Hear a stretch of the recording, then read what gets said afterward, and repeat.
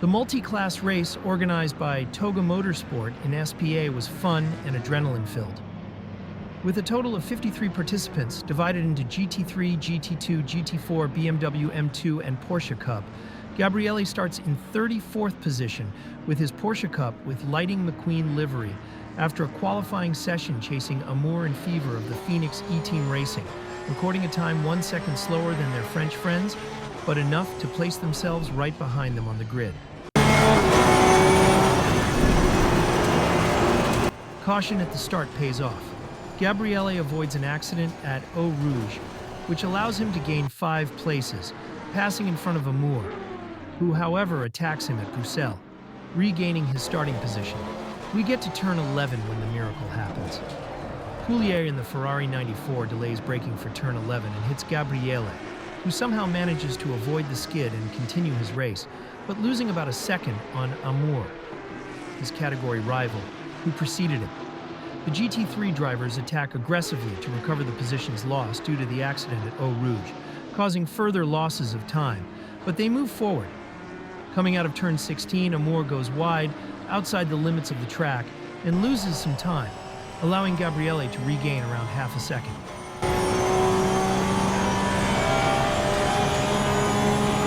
We arrive at the chicane, bus stop, turns 19 and 20, when Leal in the McLaren, overwhelmed by the typical impetuosity of beginners, rear-ends Shakespeare's Maserati GT2, causing him to spin. Gabriele is unable to avoid the wall of cars in front of him and ends up hitting Donkervolke's McLaren, which was right in front of him at the entrance to the bus stop. We cross the finish line for the first time, with Gabriele and Amour separated by about a second.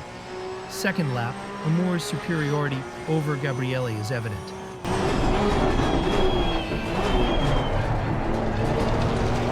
Half a second lost on Amour, but we keep pushing, followed by the GT2s of Angel and Shakespeare, who climbs back up after the collision suffered on the previous lap, and who at the bus stop tries to attack Gabriele, but without success because he is outside.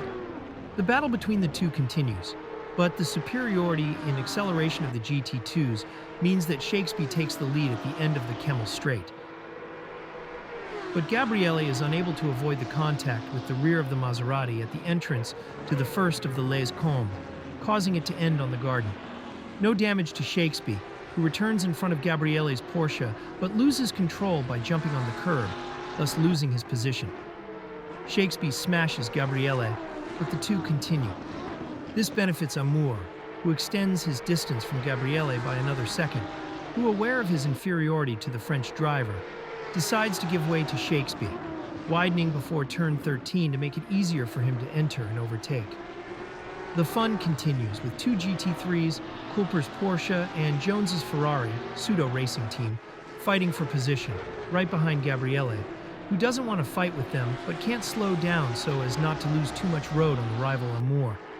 Culper comes very close to colliding with Gabriele on 2 occasions, but everything is okay. No contact. And we continue until the GT3 overtakes Gabriele's Porsche, again on the Kemmel Straight.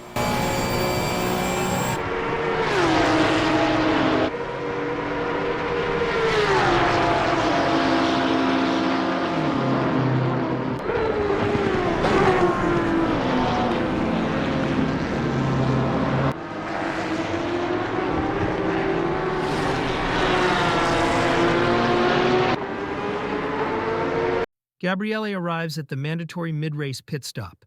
After overtaking Lehmann's GT3, he changes tires, refuels, and he returns to the track after completing the endless pit lane of SPA.